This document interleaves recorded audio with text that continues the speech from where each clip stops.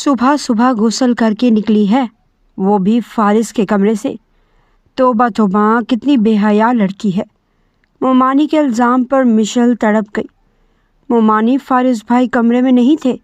بس بس بیوی، زیادہ صفائیاں نہ دو، جیسے ہمیں تمہارے کرتوت کا پتہ نہیں۔ شادی کا گھر تھا۔ فارس دوسرے شہر سے آیا ہوا ماموں کے بیٹے کا دوست تھا۔ وہ جس کمرے میں ٹھہرا، غلطی سے مشل وہاں سو گئی۔ مومانی کے الزام پر گھر میں تماشا لگ گیا۔ بس بہت ہو گیا۔ فارس اپنی بدنامی پر غصے سے آگ بگولا ہو گیا۔ ابھی اور اسی وقت اس لڑکی سے نکاح کر کے میرے ساتھ رخصت کر دیں۔ مشل بلکتی روتی ہوئی اس کے ساتھ رخصت ہوئی تو اس کی آنکھیں پھٹ پڑی۔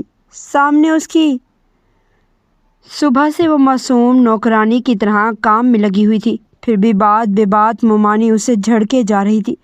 وہ گھر میں آئی مہمان عورتوں کو بری کے کپڑے دکھا رہی تھی، جب مشل کو انہوں نے سب کے سامنے بری طرح ذلیل کر دیا، جو بڑے شوق سے بری کے کپڑے دیکھ رہی تھی۔ ایسے کیا دیکھ رہی ہو؟ نظر لگاؤ گی کیا رمشا کی بری کو؟ جاؤ جا کر کچن سمیٹو، سارا کام بکھرا پڑا ہے اور یہ نواب زادی یہاں کھڑی آرام کر رہی ہے۔ مومانی کی بات پر وہ فوراً پلٹ گئی تھی۔ مومانی کا خیال تھا مشل ضرور حسد کا شکار ہوگی، کہیں ان کے بیٹے کی خوشیوں کو نظر نہ لگا دے۔ کچن میں آ کر وہ جلدی جلدی برتن دھونے لگی۔ شادی کے سلسلے میں بہت سے مہمان آئے ہوئے تھے۔ ماموں کے بیٹے کی شادی تھی۔ مہندی کی تقریب میں اسے ذرا بھی تیار ہونے کا موقع نہیں ملا تھا۔ ایک عجیب سی اداسی اور تھکن نے اسے اپنی لپیٹ میں لے رکھا تھا۔ رات کے 1 بجے کہیں وہ جا کر فارغ ہوئی تھی۔ تھکن سے چور حالت میں وہ کہیں سونے کی جگہ تلاش کر رہی تھی، تبھی اسے اس سامنے والا کمرہ خالی نظر آیا جس میں ایک بوڑھی عورت سو رہی تھی۔ وہ مہمان آئی ہوئی تھی۔ مشل بھی جگہ بنا کر لیٹ گئی۔ صبح اس کی 6 بجے آنکھ کھلی تو اس کے سر میں شدید درد ہو رہا تھا۔ دل میں خیال آیا کہ شاور لے لیتی ہوں، کیا پتہ تھکن اتر جائے۔ یہی سوچ کر وہ اسی کمرے کے واش روم میں جا کر نہانے لگی۔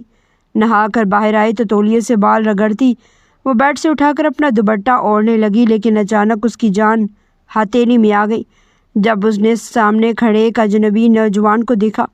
اس کا وجود بری طرح کانپنے لگا۔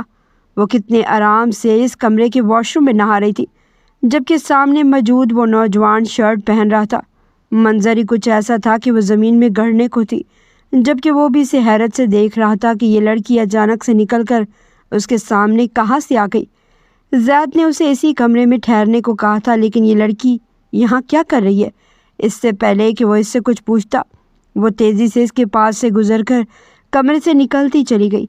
اتنی تیزی سے نکلے کہ سامنے کھڑی مومانی نے اسے کمرے سے نکلتے ہوئے دیکھ لیا تھا، لیکن منہ پر ہاتھ رکھے ان کی آنکھوں میں بے یقینی کی کیفیت تھی۔ پھر کانوں کو ہاتھ لگاتے ہوئے کہنے لگی، توبہ توبہ، صبح صبح میں نے یہ کیا گناہگار منظر دیکھ لیا۔ تم زید کے دوست کے کمرے سے نہا کر نکل رہی ہو؟ کیا پوری رات اسی کمرے میں تھی؟ صبح صبح غسل بھی کیا ہے؟ توبہ توبہ، یقین نہیں آ رہا۔ ان کا دل صدمے کی کیفیت میں تھا، جبکہ مشل کا چہرہ سرخ ہو گیا۔ نہیں نہیں مومانی، آپ غلط سمجھ رہی ہیں۔ وہاں اس کمرے میں تو فیروزہ خالہ بھی سو رہی تھی، تو میں بھی سو گئی۔ ایسا کچھ نہیں ہے، لیکن مومانی نے تو طوفان کھڑا کر دیا تھا۔ ارے ارے، یہ کیا ہو رہا ہے میرے گھر میں؟ یہ لڑکی کیا گندگی پھیلا رہی ہے؟ مجھے تو شروع سے ہی اس کے لچھن پسند نہیں تھے، اور اب تو یہ گناہگار منظر میری آنکھوں نے دیکھ لیا۔ مجھے تو یہ شروع سے ہی اچھے کردار کی نہیں لگتی تھی، لیکن دیکھو آج میں نے اپنی آنکھوں سے دیکھ لیا۔ یہ یہاں میرے بیٹے کے دوستوں کا دل بہلاتی پھر رہی ہے۔ اے لڑکی، سچ سچ بتا، کتنے پیسے لے کر تو نے یہ کام کیا ہے؟ مشل کا تو پورا وجود کانپنے لگ گیا تھا۔ روتے ہوئے بھری آواز میں کہنے لگی، مومانی، خدا کا واسطہ ہے آپ کو، یہ کس طرح کی باتیں کر رہی ہیں؟ ایسا کچھ بھی نہیں ہے۔ کمرے میں فیروزہ خالہ سو رہی تھی، میں ان کے ساتھ سوئی تھی۔ مجھے تھکن ہو رہی تھی، اس لیے میں نہانے چلی گئی۔ یہ لڑکا کون ہے، کہاں سے آیا، مجھے کچھ بھی نہیں معلوم۔ لیکن مومانی اس کے منہ پر زناٹے دار تھپڑ مار چکی تھی۔ کہنے لگی، چپ کر کمینی، میرے ساتھ ڈرامے کرتی ہے۔ میں کیا دودھ پیتی بچی ہوں؟ یہ بال میں نے دھوپ میں تو سفید نہیں کیے۔ ظاہری سی بات ہے، رات کو جب کچھ الٹا سیدھا کرو تو صبح اٹھ کر نہانا تو لازمی ہی پڑتا ہے۔ اور کون سی فیروزہ خالہ؟ کیسی فیروزہ خالہ؟ وہ تو کمرے میں رات کو سو رہی تھی۔ مشل کو تو سمجھ نہیں آ رہی تھی کہ وہ کیسے انہیں اپنی بات کا یقین کروائے، جو اس کے گیلے بالوں کو لہرا لہرا کر کہہ رہی تھی کہ اچھا، اب ساری کہانی سمجھ آئی ہے مجھے۔ تجھے کیوں کمرے میں جانے کی جلدی تھی؟ تھوڑی دیر میں سب جمع ہو گئے تھے، ماموں بھی چلے آئے۔ صبح صبح کا وقت تھا، مشل کے گیلے بالوں سے ابھی تک پانی ٹپک رہا تھا، لیکن ممانی سب کو کوئی اور کہانی سنا رہی تھی۔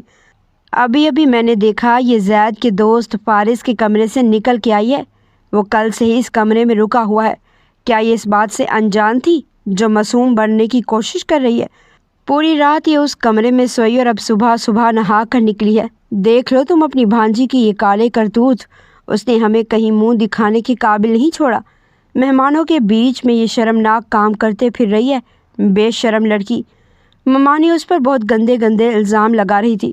وہ گڑ گڑا کر روتے ہوئے کہنے لگی، نہیں ممانی، زید بھائی کے دوست تو کمرے میں تھے ہی نہیں، وہاں پر فیروزہ خالہ سو رہی تھی تو میں بھی سو گئی۔ اس کی باریک سی آواز بھلا کون سنتا؟ سب نے ہی کانوں کو ہاتھ لگانے شروع کر دیے تھے۔ فارس جو کمرے میں ابھی آیا تھا، رات کو ہی وہ اپنے دوسرے دوستوں کے ساتھ ساحل سمندر پر گھومنے پھرنے کے لیے چلا گیا تھا۔ اس کی واپسی صبح کے 5 بجے ہوئی تھی۔ اسے بھی بار بار اپنے نام کی تکرار سنائی دی تو وہ بھی کمرے سے نکل کر آ گیا، لیکن زید کی ماں کے اپنے کردار کے بارے میں اس قدر برے الفاظ سن کر وہ غصے سے آگ بگولا ہو گیا تھا۔ اسے نہیں معلوم تھا کہ دوست کی شادی میں آنا اسے اتنا مہنگا پڑے گا۔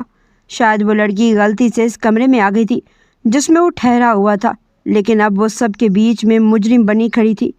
زید نہ جانے کہاں چلا گیا تھا، ہوتا تو ضرور اپنے دوست کی کردار کے بارے میں اپنی ماں کو صفائی دیتا، لیکن مشل کمزور آواز میں بار بار اپنی صفائیاں دے رہی تھی۔ میں سچ کہہ رہی ہوں ممانی، کمرہ خالی پڑا تھا تبھی میں سو گئی تھی۔ اچھا، تب بھی تو نے اس خالی کمرے کا فائدہ اٹھایا کہ زید تو مجھ سے سیٹ نہیں ہوا، چلو اس کے دوست کو ہی سیٹ کر لوں۔ ممانی کی آنکھوں اور ان کے لہجے میں بلا کی نفرت تھی، اب وہ کچھ بولنے کے قابل نہ رہی تھی۔ فارس جو کب سے یہ ساری بکواس سن رہا تھا آخر اس سے رہا نہ کیا، تبھی بلند آواز میں چلایا تھا، بس بہت ہو گیا یہ تماشا، اس گھر میں آئے ہوئے مہمان کی عزت کو خاک میں ملایا جا رہا ہے، ایک چھوٹی بات کو بے بنیاد بنا کر پیش کیا جا رہا ہے۔ اگر آپ کو لگتا ہے کہ ہم دونوں نے رات کو ایک ساتھ وقت گزارا ہے تو ٹھیک ہے، ابھی اور اسی وقت اس لڑکی کو آپ میرے ساتھ نکاح کر کے رخصت کر دیں۔ فارس کی بلند آواز پر سب کو سانپ سونکھ گیا تھا۔ مشل نے تڑپ کر اسے دیکھا تھا۔ یہ بات کہہ کر اس نے ممانی کے گندے الزام پر مہر لگا دی تھی، تبھی تو ممانی کے چہرے پر ایک چمک پیدا ہوئی تھی۔ لو بھیا، دیکھا، میں نے جھوٹ نہیں کہا تھا، میں تو بندے کا چہرہ دیکھ کر ہی پہچان لیتی ہوں، اور یہ تو اس لڑکی کے چہرے کی رنگت صاف بتا رہی تھی کہ یہ رات کو کیا کارنامہ کر چکی ہے۔ اور تو اور میں نے خود اس لڑکی کو بھی بڑے ہی نزیبہ حالت میں دیکھا تھا، جیسے اس چھمک چھلوں نے دروازہ کھولا تاکہ محترمہ کسی کی نظر میں آئے بغیر باہر نکل سکے، تو تبھی یہ پیچھے سے اپنی شرٹ کے بٹن بھی بند کر رہا تھا۔ اب لو بتاؤ بھلا، جوان لڑکا اور لڑکی یوں کمرے میں بند کس لیے نہا کر نکلے گی، اور کس لیے بٹن بند ہوں گے؟ کوئی تو چکر ہوا نا، ہم بھی خیر سے 16-17 سال کے تھے جب شادی کے بندھن میں بندھے ہیں، کچی گولیاں نہیں کھیل رکھی ہم نے۔ ممانی نے تو شرم کی ساری حدیں ہی پار کر دی تھی، اور سامنے کھڑا فارس تو منہ دیکھتا رہ چکا تھا۔ کس قدر بے حیا عورت تھی، جب اسے پتہ چلا کہ یہ اس کی ماں ہے تو اسے شدید افسوس ہوا تھا، کیونکہ زید کی حرکتیں تو اپنی ماں سے بالکل مختلف تھی۔ اگر اسے پتہ ہوتا یہ جنجال پورا اس قسم کا ہے تو وہ کبھی بھی یہاں پر آتا ہی نہیں۔ ماموں غصے سے کہنے لگے، ٹھیک ہے، جب تم نے منہ کالا کر لیا ہے تو پھر اس لڑکی کو بھی اپنے ساتھ لے کر جاؤ، میں اسے اپنے کمرے میں نہیں رکھوں گا، ویسے بھی کل میرے بیٹے کی شادی ہے۔ سب مہمان کہنے لگے، ہاں یہ ٹھیک ہے، جب ندرت نے ان کو رنگے ہاتھوں پکڑا ہے تو ان دونوں کا نکاح ہی کرنا ٹھیک رہے گا۔ مشل کا دل صدمے سے پھٹنے کو ہو رہا تھا، پلک چھپکتے میں کیا سے کیا ہو گیا تھا۔ ممانی شروع سے ہی اس سے نفرت کرتی تھی، لیکن وہ اس کی نفرت میں اتنی گر جائیں گی یہ اس نے خواب میں بھی نہیں سوچا تھا۔ ماموں نے بھی آنکھیں بدل لی تھی، جبکہ سامنے کھڑا یہ اجنبی نوجوان، وہ تو جس کے نام سے واقف نہیں تھی، وہ اسے نکاح کا دعویٰ کر رہا تھا۔ اس نے بھی اسے اپنی طور پر بدنام کرنے میں کوئی کسر نہ چھوڑی۔ شادی زید کی ہو رہی تھی، لیکن نکاح فارس اور مشل کا ہو گیا۔ وہ روتی گڑ گڑاتی بار بار کہتی رہی کہ پلیز ماموں جان، آپ تو میری بات کا یقین کیجیے، میں ایسی ویسی لڑکی نہیں ہوں، میں آپ کے کہنے پر کسی کی بھی قسم اٹھانے کو تیار ہوں، اگر آپ کہیں گے تو میں اپنے والدین کی بھی قسم اٹھا لوں گی۔ لیکن ممانی فوراً تڑپ کر کے کہنے لگی، لو بھائی، جو تجھے جیتے جی چھوڑ گئے ان پر قسم کھانے کی کیا ضرورت ہے؟ یہ بھی ان کو ہی قبر میں مزید عذاب نازل ہوگا کہ تم جیسی بے حیا بد کردار بیٹی پیدا کر کے ہمارے سر پہ تھوپ گئے۔ ماموں نے بھی جب نظریں پھیر لی تو سر جھکا کر بیٹھ چکی تھی۔ اسے روتا دیکھ کر فارس اندر ہی اندر لب بھیج رہا تھا۔ کیسی لڑکی تھی جس نے اسے بھی مصیبت میں پھنسا دیا تھا۔ بار بار اسے یہ خیال آ رہا تھا کہ کہیں یہ لوگوں کی کوئی چال تو نہیں تھی، جان بوجھ کر اسے پھنسانے کے لیے اس لڑکی کی کوئی چال چلی ہو، یا پھر اس صورت میں اس کے ذہن میں عجیب و غریب وسوسے آ رہے تھے۔ لیکن بہرحال نکاح تو اسے کرنا ہی پڑا تھا۔ جب تک زید کسی ضروری کام سے واپس گھر آیا ان دونوں کا نکاح ہو چکا تھا۔ فارس اپنا بیگ پیک کر رہا تھا۔ وہ بڑا پرجوش ہو کر اسلام آباد سے کراچی آیا تھا، دوست کی شادی میں شرکت کرنے اور کچھ پرانے دوستوں کے ساتھ ملاقات کرنے۔ لیکن وہ نہیں جانتا تھا یہاں آ کر اس کی زندگی بدل جائے گی، اس پر اتنا گھنونا الزام لگا دیا جائے گا۔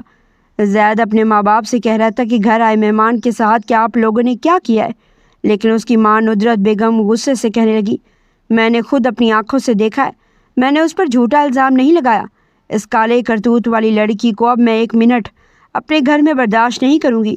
اور پھر رمشا بھی تو آنے والی ہے اس گھر میں، میری بہو بن کر۔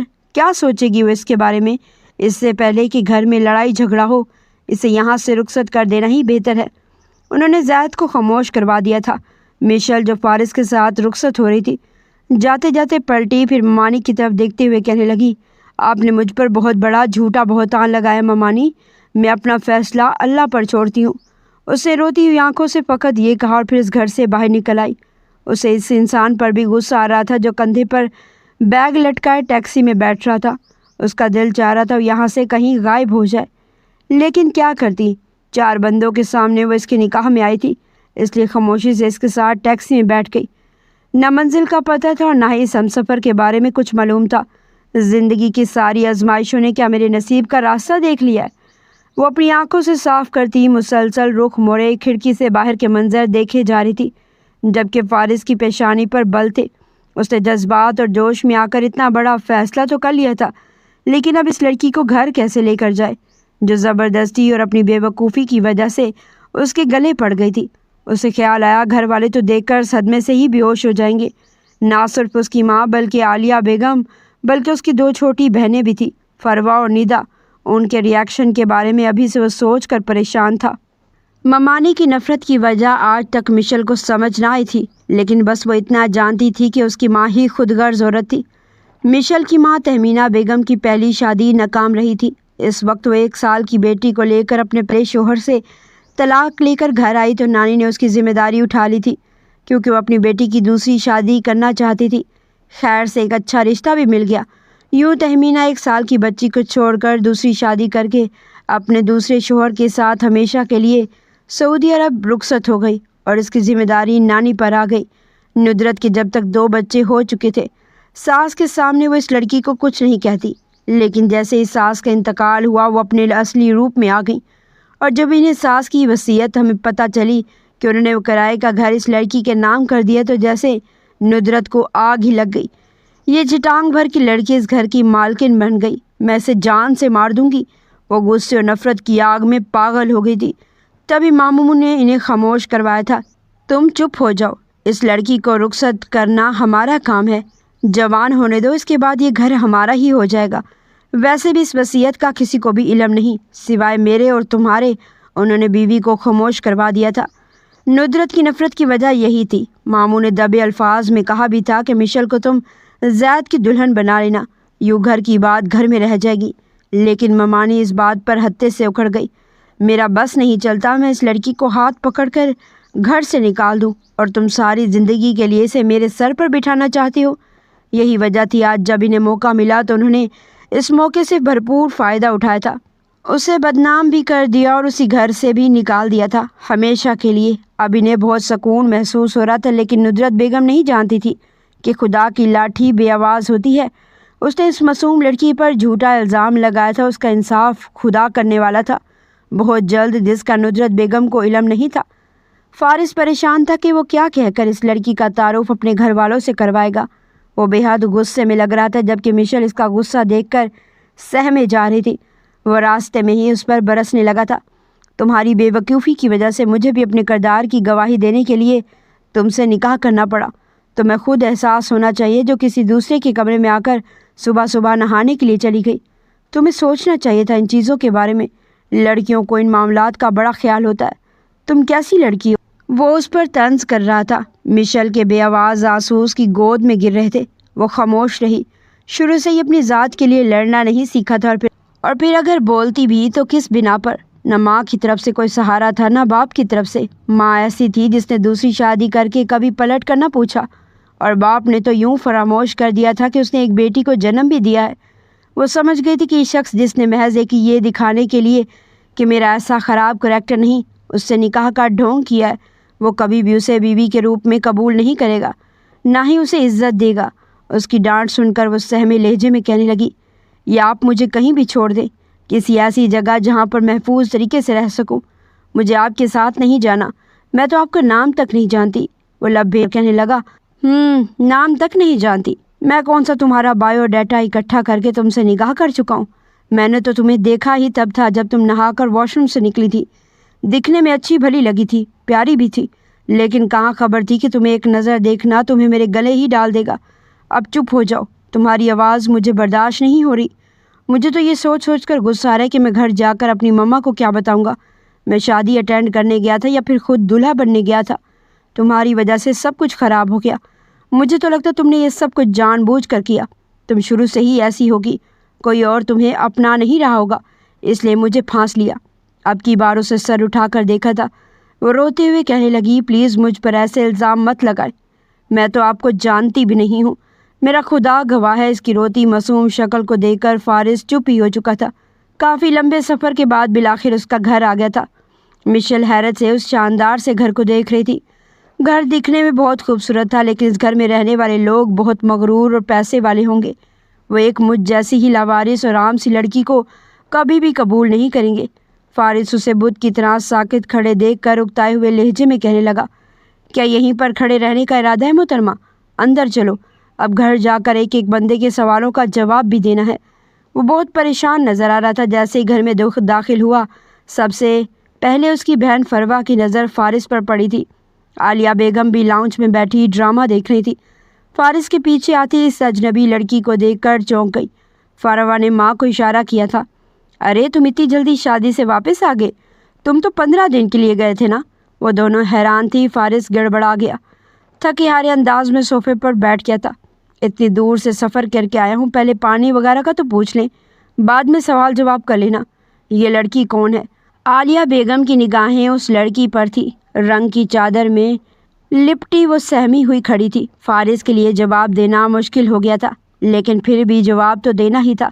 تبھی اس نے ایک دھماکہ کیا تھا، یہ لڑکی میری بیوی ہے۔ ایک مسئلہ ہو گیا تھا، اسی لیے مجھے اس لڑکی سے نکاح کرنا پڑا۔ اس نے بے خوفی سے ماں اور بہن کے سوالوں کے جواب دیے تھے۔ مشل سہمی ہوئی کھڑی تھی۔ عالیہ بیگم اور فروا کی آنکھوں میں ایک دم ہی نفرت در آئی تھی۔ یہ لڑکی نہ جانے کس خاندان کی ہے، نہ ذات کا پتہ نہ اوقات کا، اور تم اسے شاہ ہاؤس کی بہو بنا کر لے آئے۔ میں ہرگز اس لڑکی کو بہو کے روپ میں قبول نہیں کروں گی۔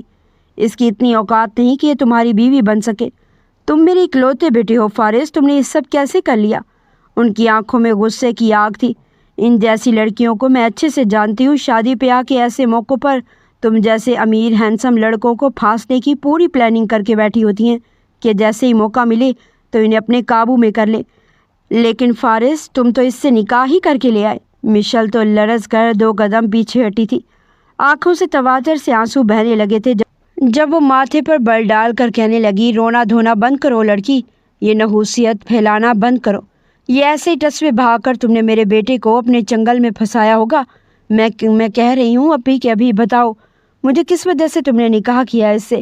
ارے اگر پیچھے پڑ بھی گئی تھی تو 2 پیسے اس کے منہ پر مارتے اور چلتا کرتے۔ تم ہمارے اتنے اونچے خاندان کی بہو اس 2 ٹکے کی لڑکی کو کیسے بنا سکتے ہو؟ عالیہ بیگم تو غصے سے ہانپنے لگی تھی۔ انہیں سمجھ نہیں آ رہی تھی وہ کیا کرے۔ دل تو یہی کر رہا تھا کہ آگے بڑھ کر اس لڑکی کا منہ ہی نوچ ڈالیں، اور مشل ممانی سے بے عزتی اور احساس کمتری سہ کر اب یہاں بھی نظریں جھکائے کھڑی اپنی موت کا انتظار کر رہی تھی۔ فارس لاپرواہی سے کہنے لگا، مجھے تو ایسا لگتا ہے کہ اس کے گھر والوں نے ڈھونگ کیا تھا۔ یہ زید کی کزن ہے، اس کے ماں باپ بھی نہیں ہیں۔ انہوں نے مجھ پر گھٹیا الزام لگایا تو مجھ سے برداشت نہیں ہوا۔ پھر میں کیا کرتا؟ مجبوری میں اس لڑکی سے نکاح کرنا پڑا۔ میں اس سے محبت کرتا ہوں۔ آپ اسے اس گھر میں رہنے کے لیے جگہ دے دیں، بھلے اسے نوکرانی کا درجہ دیں، گھر کا سارا کام کروائیں۔ ویسے بھی یہ اپنے ماموں کے گھر یہی سب کرتی پھر رہی تھی۔ میں نے دیکھا تھا اسے۔ فارس کی نگاہیں جیسے مشل کا مذاق اڑا رہی تھی۔ وہ تو زمین میں دھنستی جا رہی تھی۔ یہ سن کر عالیہ بیگم کے چہرے پر تھوڑا اطمینان آیا تھا۔ تو بس پھر ٹھیک ہے، یہ نکاح والی بات تم نے کسی کو نہیں بتانی ہے، اور یہ ہمارے بیچ ہی رہے گی، اور یہ لڑکی ہرگز اس گھر میں بہو کی حیثیت سے نہیں رہ سکتی۔ ہاں، سر چھپانے کا ٹھکانہ مل جائے گا، لیکن اس گھر میں بہو کی حیثیت نہیں۔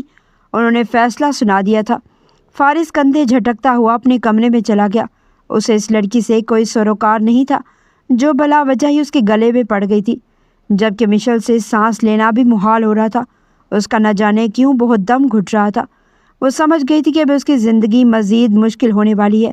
جس طرح فارس کی ماں اور بہنوں نے اس سے نفرت کا اظہار کیا تھا، اسے اپنی حیثیت صاف پتہ چل گئی تھی۔ تبھی عالیہ بیگم کہنے لگی، سن لیا نا لڑکی، تمہیں جو امید اور خوش فہمیاں لے کر تم اس گھر میں آئی ہو، تو فارس نے تمہیں تمہاری حیثیت بتا دی ہے۔ اس لیے اپنا منہ بند رکھنا اور کسی کے سامنے یہ تذکرہ کرنے کی ضرورت نہیں کہ فارس نے تم سے نکاح کیا ہے۔ اس لیے اگر عزت سے سر چھپانے کا ٹھکانہ چاہیے تو جس طرح سے ہم کہیں گے تمہیں ہمارے حساب سے چلنا پڑے گا۔ مشل نے اس بات میں سر ہلا دیا تھا۔ کمزوری اور تھکن، شدید مایوسی، پریشانی نے اس سے جیسے جینے کا آسرا بھی چھین لیا تھا۔ وہ اپنے وجود میں ایک عجیب سی تکلیف محسوس کرتے اس سرونٹ کوارٹر میں آ گئی تھی جہاں پر اسے ملازمہ چھوڑ کر گئی تھی۔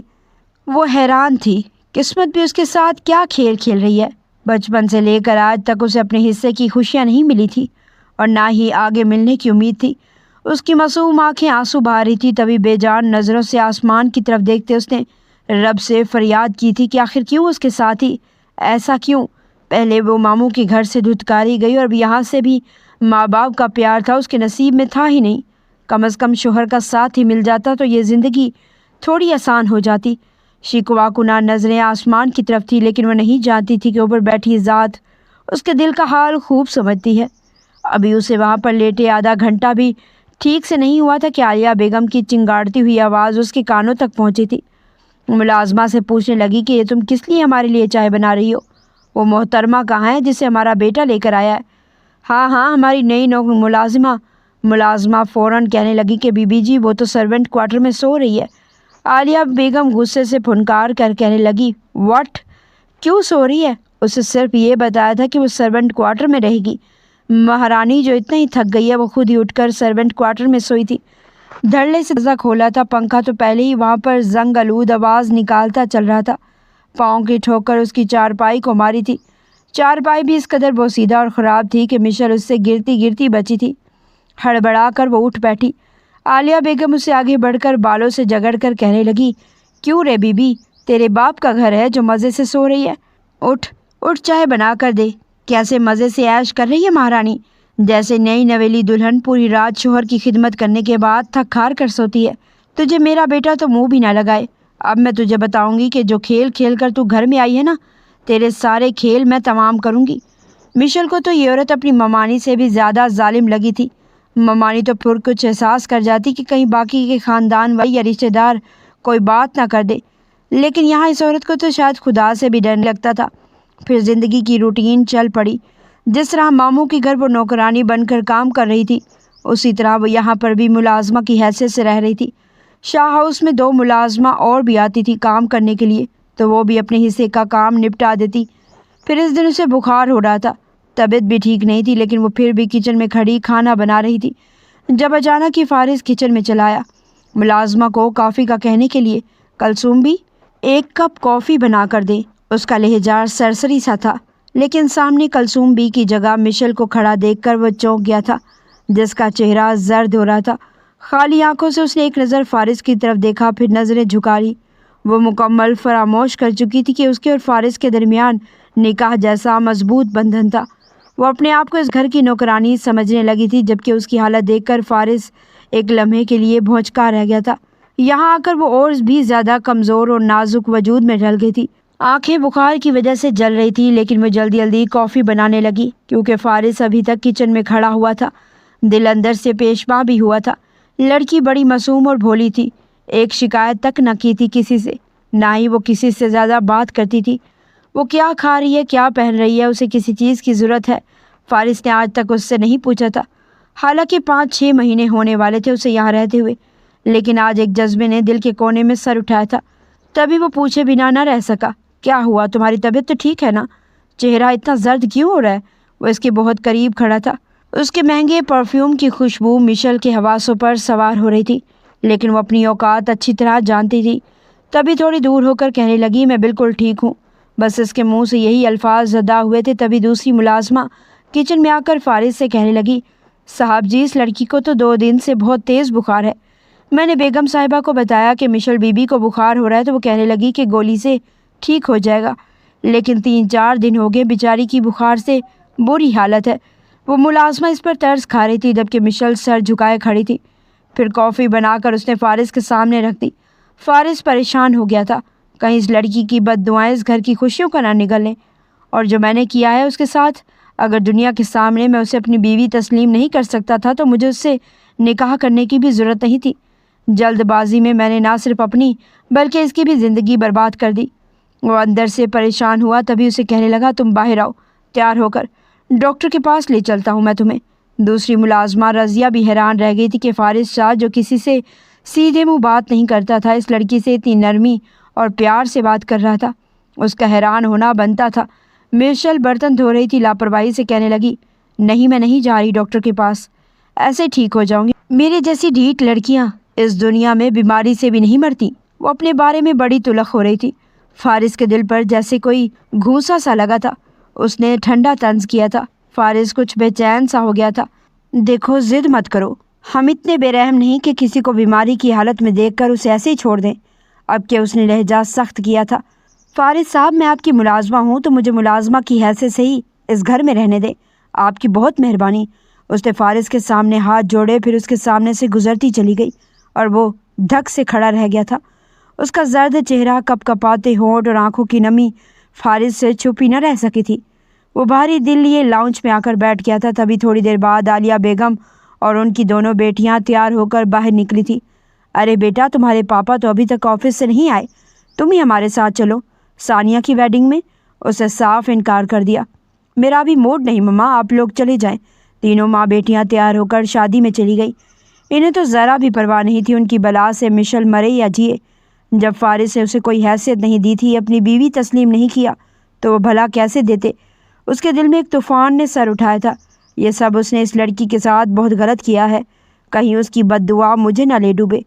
وہ تڑپ کر اٹھا تھا اور فوراً ہی اس سرونٹ کوارٹر میں پہنچ گیا، جہاں بخار میں تڑپتی وہ نیچے زمین پر بچھی چادر پہ لیٹی تھی۔ اس کی حالت نیم بے ہوشی سی تھی۔ اپنے پاس اس نے پانی کا ایک گلاس رکھا ہوا تھا اور اپنے دوپٹے کا کونا اس میں بھگو کر وہ اپنے بازو اور ماتھے پر لگا رہی تھی کہ کسی طرح بخار کی تپش کم ہو جائے۔ لیکن یہ منظر دیکھ کر فارس کا دل اندر تک تڑپ کر رہ چکا تھا۔ اس نے آج تک ایسا منظر نہیں دیکھا تھا۔ بچپن سے لے کر اب تک وہ شاہانہ انداز میں پلا تھا، ماں باپ کا اکلوتا تھا۔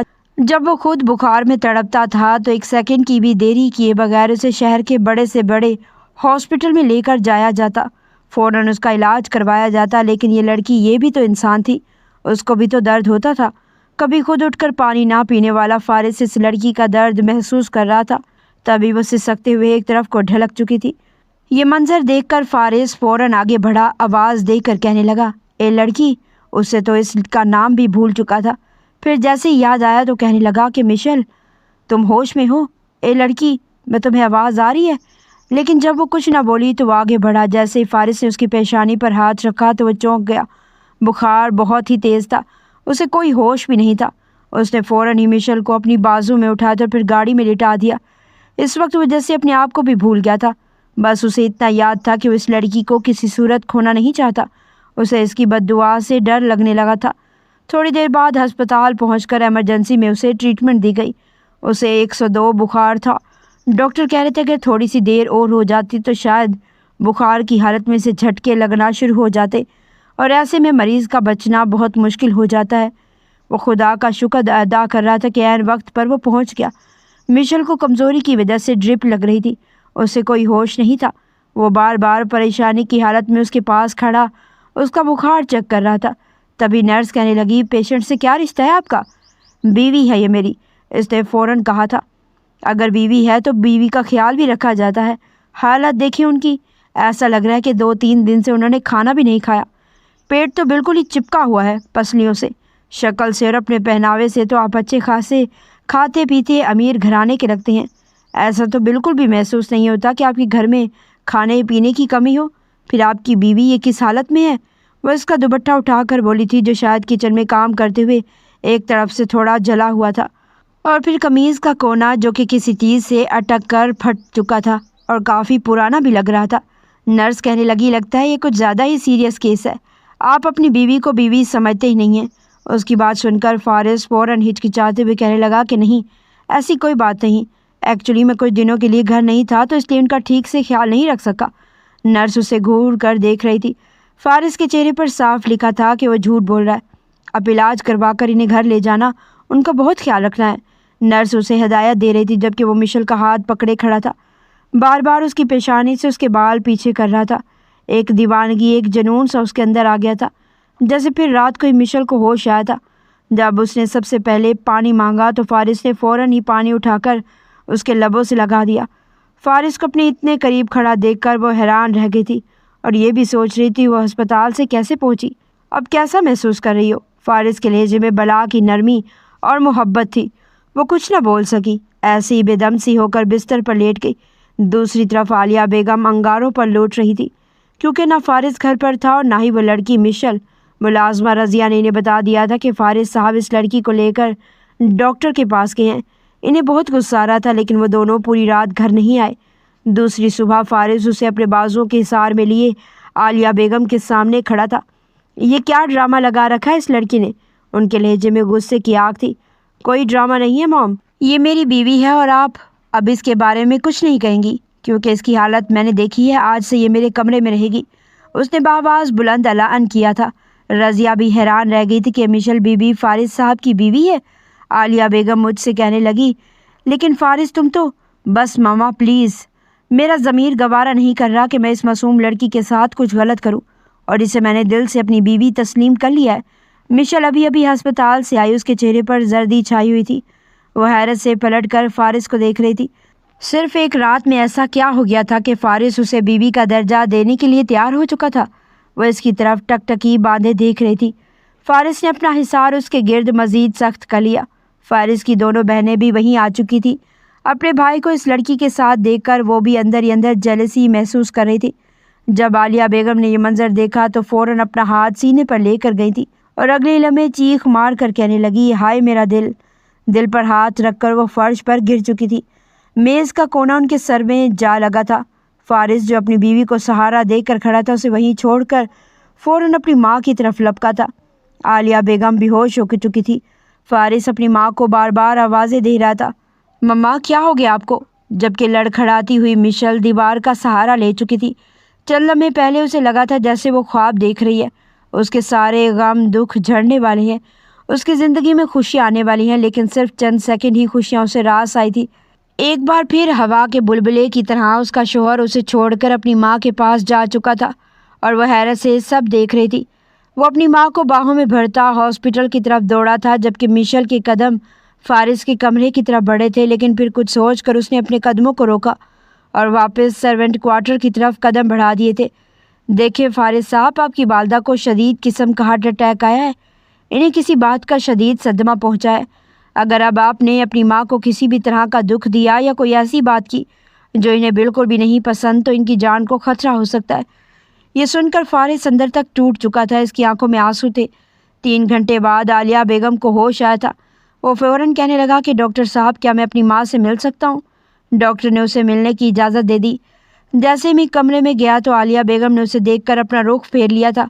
آکسیجن ماسک ہٹا کر کہنے لگی، کس لیے آئے ہو؟ جاؤ، تمہاری وہ دلہن تمہارا انتظار کر رہی ہوگی نا، مت ہاتھ لگاؤ مجھے۔ فارس اپنی ماں سے بے تحاشا محبت کرتا تھا۔ فوراً ان کے قدم پکڑ کر وہیں پر بیٹھ کر کہنے لگا، مما پلیز ایسا مت کریں، آپ نے تو مجھے ڈرا ہی دیا تھا، جانتی بھی ہیں آپ کو اس حالت میں دیکھ کر مجھ پر کیا گزر رہی ہے۔ بس اب فکر مت کریں، بہت جلد آپ ٹھیک ہو جائیں گی، میں آپ کو کچھ بھی نہیں ہونے دوں گا۔ وہ روتے ہوئے یہ سب کچھ بول رہا تھا اور عالیہ بیگم آنکھیں موند چکی تھی۔ اگلی صبح وہ ڈسچارج ہو چکی تھی۔ جیسے ہی گھر میں قدم رکھا تو سامنے ہی سب کے لیے ناشتہ بنا کر مشل کچن سے نکل رہی تھی۔ اس کی طبیعت جیسے ہی بہتر ہوئی تھی وہ ایک بار پھر کچن میں لگ پڑی تھی۔ عالیہ بیگم کو دیکھ کر وہ فوراً آگے بڑھی تاکہ ان کی خیریت دریافت کر سکے، لیکن انہوں نے وہیں پر ہی رک کر اپنا ہاتھ کھڑا کر دیا۔ رک جاؤ لڑکی، خبردار میرے قریب آنے کی کوشش بھی تم نے تو میری اس حالت کی ذمہ دار تم ہو، ڈائن ہو تم۔ جب سے ہماری زندگیوں میں آئی ہو تم نے سب کچھ درہم برہم کر کے رکھ دیا۔ فارس میرے بچے، کہہ دو اسے میری نظروں سے دور ہو جائے، میں اسے اپنے سامنے برداشت نہیں کر سکتی، یہ تو مجھے مار کر ہی دم لے گی۔ فارس نے سنجیدگی سے اسے اشارہ کیا تھا کہ مشل تم جاؤ سرونٹ کوارٹر میں۔ وہ خاموش ہو چکی تھی، کوئی دیر کے لیے ہی اس کی زندگی میں شوہر کی محبت لکھی گئی تھی۔ وہ چپ چاپ واپس سرونٹ کوارٹر کی طرف چل دی تھی، ساتھ ہی اسے عالیہ بیگم کی آواز بھی آئی تھی کہ تم نے اس لڑکی کو اپنے کمرے میں تو نہیں رکھا نا؟ فارس دبے دبے لہجے میں کہنے لگا کہ نہیں ماما، میں نے اس کو اپنے کمرے میں نہیں رکھا، پلیز آپ ریلیکس رہیں۔ وہ اپنی ماں کے پاس کتنی ہی دیر بیٹھا رہا، پھر جب اس کی دونوں بہنیں آ گئیں تو اپنی ماں کو چھوڑ کر وہ اپنے کمرے میں آ چکا تھا۔ اسے سمجھ نہیں آ رہی تھی وہ کیا کرے، کیا رد عمل ظاہر کرے۔ ایک طرف اس کی ماں تھی اور دوسری طرف اس کی بیوی، جسے وہ اس کی بیوی ہونے کا حق تو دینا چاہتا تھا، لیکن اس کی ماں، وہ سر پکڑ کر بیٹھ چکا تھا۔ کچھ دیر بعد وہ سیدھا سرونٹ کوارٹر کی طرف گیا جہاں پر مشل موجود تھی، اپنی سوچوں میں گم۔ جیسے اس نے فارس کو دیکھا فوراً دوپٹہ ٹھیک کرتی اٹھ کر کھڑی ہو گئی، کہنے لگی جی صاحب جی، آپ کو کچھ چاہیے؟ اس کے منہ سے صاحب جی سن کر وہ فوراً کہنے لگا کہ میں تمہارا صاحب جی نہیں، شوہر ہوں، مجھے میرے نام سے فارس کہہ کر بلا کرو۔ لیکن وہ سر جھکا کر کہنے لگی کہ نہیں، میں آپ کو شوہر کا درجہ نہیں دے سکتی، بلکہ ہمیشہ مالک کا ہی درجہ دوں گی۔ مجھے خوشیاں راس نہیں آتی، اور ویسے بھی بہتر ہے آپ اپنی ماں کے ساتھ ہی خوش رہیں۔ اگر آپ کو پھر دوبارہ سے میرے ساتھ دیکھ لیا تو آپ کی امی کی طبیعت خراب ہو جائے گی، پلیز آپ جائیں یہاں سے، میں ایسے ہی ٹھیک ہوں۔ ادھر ان دونوں کے بیچ یہ باتیں چل رہی تھی۔ فارس اس کا ہاتھ پکڑ کر کہنے لگا کہ دیکھنا، ایک روز ماما تمہیں اپنی بہو کے روپ میں قبول کر لیں گی، بس تم کچھ صبر کر لو، سب کچھ ٹھیک ہو جائے گا۔ وہ ہاں میں سر ہلا کر پھیکا سا مسکرا چکی تھی، اندر سے اس کی ساری خواہشات مر چکی تھی۔ وہیں عالیہ بیگم نے جب دیکھا کہ فارس کمرے سے جا چکا ہے، اس کی دونوں بیٹیاں اس کے پاس موجود ہیں، تو فوراً اٹھ کر بیٹھ چکی تھی۔ کہنے لگی کہ لو بھائی، کہاں ہیں وہ بریانی کباب جو میں نے منگوائے تھے؟ دو مجھے کھاؤ اور دروازہ لاک کرو، فارس پھر نہ آ جائے۔ یہ پرہیزی سوپ پی پی کر تو میرا منہ ہی پکتا جا رہا ہے۔ فروا فوراً دراز میں سے چھپا کے رکھا ہوا بریانی کا پارسل نکال چکی تھی۔ کہنے لگی ویسے موم، آپ بھی نہ اس قدر شاطر ہو سکتی ہیں، پتہ ہی نہیں تھا، تبھی ہم کہیں کہ ہمارا باپ تو معصوم تھا۔ ہم اگر اتنی شاطر ذہنیت والی ہیں تو آخر کس پر گئی ہیں؟ آج پتہ چل گیا کہ ہماری ماں تو ہم سے بھی بڑی ڈرامے باز ہیں۔ دونوں کھلکھلا کر ہنس کر بولی تو عالیہ بیگم دونوں کو ہی ایک تھپڑ مار چکی تھی۔ کہنے لگی بے وقوفو، آہستہ بولو، اگر تمہارے بھائی نے سن لیا تو پھر میں اس سڑک چھاپ لڑکی کو کبھی بھی اپنی بہو کے روپ میں قبول نہیں کر سکتی۔ فارس کی آنکھوں میں مجھے بغاوت دکھنے لگی تھی۔ اگر وہ اس لڑکی کو اپنے کمرے میں لے جاتا تو سمجھتی ہو نا اس کے ساتھ راتیں گزارتا، اگر وہ اس خاندان کا وارث پیدا کر دیتی تو پھر میں کبھی بھی ایسا ہونے نہیں دوں گی۔ وہ مزے سے بریانی کھا رہی تھی، تینوں ماں بیٹیاں ہنس رہی تھی، اور فارس جو اپنی ماں کی خراب طبیعت کو لے کر اس قدر پریشان تھا، اس کی جان جا رہی تھی۔ اسے اندازہ ہی نہیں تھا کہ اس کی ماں اس کے ساتھ کتنا بڑا کھیل کھیل چکی ہے۔ اس دن کے بعد سے جیسے ہی عالیہ بیگم کی طبیعت ٹھیک ہوئی تو ان کا رویہ مشل کے ساتھ پہلے سے بھی زیادہ خراب ہو چکا تھا۔ اسے 24 گھنٹے جانوروں کی طرح کام کرواتی رہتی، ایک کام وہ کرتی تو دوسرا پہلے اس کے سر پر تلوار کی طرح منڈلانے لگتا، اسے چین سے بیٹھنے نہیں دیتی تھی۔ اور فارس اپنی ماں کو یہ سب کچھ کرتا دیکھتا، لیکن اب وہ بھی کتنا صبر کرتا، وہ اس معصوم لڑکی پر ظلم ہوتا نہیں دیکھ سکتا تھا۔ اس شام جب سب سو گئے اور وہ تھکی ہاری سرونٹ کوارٹر میں گئی تو اس کا انگ انگ دکھ رہا تھا، پورے وجود میں اس قدر شدید درد ہو رہا تھا کہ وہ اپنے بازو دباتے ہوئے رونے لگی۔ تبھی فارس وہاں پر آیا تھا۔ فارس کو دیکھ کر وہ اپنے آنسو صاف کرنے لگی، اس کے سامنے بیٹھ کے کہنے لگا کہ کیا ہوا ہے تمہیں، رو کیوں رہی ہو؟ وہ پہلے تو نفی میں سر ہلانے لگی، پھر اس کے پوچھنے پر کہنے لگی کہ بہت درد ہو رہا ہے، کتنے روز سے میں فجر کی ٹائم اٹھتی ہوں اور پھر رات کے 11 بجے مجھے چارپائی نصیب ہوتی ہے، میں کام کر کر کے تھک جاتی ہوں، ایسے لگ رہا ہے جیسے میرا جوڑ ہل چکا ہے، بہت تکلیف ہو رہی ہے۔ فارس کو اس کی حالت دیکھ کر اس پر رحم آ رہا تھا، گھر بھی تو اتنا بڑا تھا۔ ایک بار عالیہ بیگم اسے کہتی کہ جاؤ 3ری منزل سے فلاں چیز لے آؤ، اور پھر ساتھ ہی کہتی اب جاؤ باہر لان سے مجھے وہ چیز لا دو۔ پورا گھر اس بیچاری کا یوں ہی پھرکی کی طرح گھومتے ہوئے گزر جاتا تھا۔ فارس فوراً اسے باہوں میں بھر چکا تھا۔ مشل اس لمحے کے لیے تیار نہیں تھی، ہچکچاتے ہوئے کہنے لگی کہ آپ دور ہٹیں مجھ سے، کوئی دیکھ لے گا۔ لیکن فارس کہنے لگا بیوی ہو تم میری، کوئی غیر نہیں، چلو میرے ساتھ میرے کمرے میں۔ وہ نفی میں سر ہلانے لگی کہ نہیں، آپ کی مما نے دیکھ لیا تو بلا وجہ غصہ کریں گی۔ فارس کہنے لگا کہ نہیں، وہ اپنے کمرے میں سو رہی ہیں، چلو میرے ساتھ۔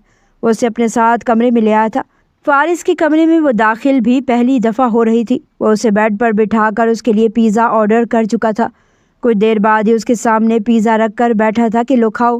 وہ ہچکچاتے ہوئے کہنے لگی میں تو پیزا پہلی مرتبہ کھا رہی ہوں، مجھے تو ایسی چیزیں کھانے کو کبھی ملی ہی نہیں۔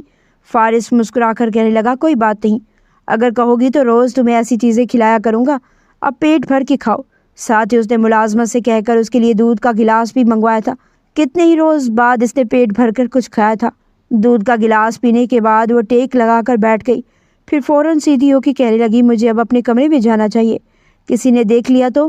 فارس کے لبوں پر ہاتھ رکھ کر کہنے لگا کہ کوئی نہیں دیکھے گا، تمہیں سرونٹ کوارٹر میں سونے کی ضرورت نہیں ہے، آئندہ کے بعد تم یوں ہی رات کو میرے کمرے میں آؤ گی اور یہی بیڈ پر سویا کرو گی۔ میں صرف اس انتظار میں ہوں کہ مما کی طبیعت خراب نہ ہو، لیکن بہت جلد میں ایک بار پھر ان کے سامنے تمہیں اپنانے کی بات کروں گا، وہ میری پسند کو کبھی بھی رد نہیں کریں گی۔ وہ اس کے ہاتھ چوم چکا تھا اور پھر اپنی باہوں میں بھر کر اپنے سینے پر لٹا چکا تھا۔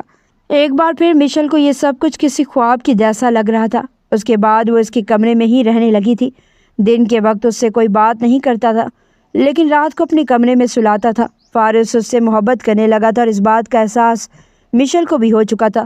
رات کو اس کے ساتھ ڈھیروں باتیں کرتا، اپنے کام کے بارے میں بتاتا اور مشل بھی اس سے پورے دن کی ساری روٹین شیئر کرتی تھی۔ ایک رات یوں ہی باتوں باتوں میں ایک دوسرے کے بے حد بے تحاشا قریب آ چکے تھے۔ فارس اسے باہوں میں بھر کر پوری شدت سے اپنا بنا چکا تھا اور مشل بھی خوشی خوشی اپنا آپ اسے سونپ چکی تھی۔ لیکن مسئلہ تو تب کھڑا ہوا جب کچھ ہفتوں بعد ہی اس کی طبیعت خراب سی رہنے لگی۔ ذرا سا کام کرتی تو چکر آ جاتے، بلڈ پریشر لو ہونے لگتا اور عالیہ بیگم اسے الگ باتیں سناتی کہ حالت دیکھو اپنی، دن بدن تمہیں کچھ زیادہ ہی چکر آنے لگے ہیں۔ وہ کام کرتے ہوئے جب اچانک بے ہوش ہو گئی تو عالیہ بیگم کو کچھ شک ہوا تھا۔ وہ فوراً وہ ڈرائیور کے ساتھ اسے ڈاکٹر کے پاس لے کر گئی تھی، جہاں پر ڈاکٹر نے چیک اپ کیا اور کہنے لگی یہ پریگننٹ ہے، کافی کمزور ہے، انہیں اچھی خوراک کی ضرورت ہے، ان میں خون کی بھی کمی لگ رہی ہے، اس لیے آپ کو انہیں خون بھی لگوانا پڑے گا، اگر انہوں نے اپنی صحت کا خیال نہ رکھا تو کچھ بھی ہو سکتا ہے۔ عالیہ بیگم کو تو دماغ گھوم کر رہ گیا تھا، ابھی تک فارس کو اس بارے میں کچھ بھی نہیں بتایا تھا۔ گھر آ کر انہوں نے زناٹے دار تھپڑ مشل کو مارا تھا۔ کہنے لگی یہ سب کچھ کیا ہے، تو نے کیسے کیا؟ تجھے تو میں اپنے بیٹے سے ہر ممکن کوشش کر کے دور رکھتی تھی، میں نے تجھے فارس سے دور رکھنے کے لیے کیا کچھ نہیں کیا، جان بوجھ کر ہارٹ اٹیک کا ڈرامہ کیا کیونکہ تجھے اپنے بیٹے سے دور رکھ سکوں، لیکن پھر بھی اس نے اپنا بیج تیرے پیٹ میں بو دیا۔ اسی پل فارس گھر میں داخل ہوا تھا۔ ملازمہ نے پہلے ہی کال کر کے فارس کو بتا دیا تھا، جو کہ مشل کی ہمدرد ہی تھی۔ مشل بی بی اچانک بے ہوش ہو گئی ہیں، اس لیے بڑی بیگم اس کو ڈاکٹر کے پاس لے کر گئی ہیں۔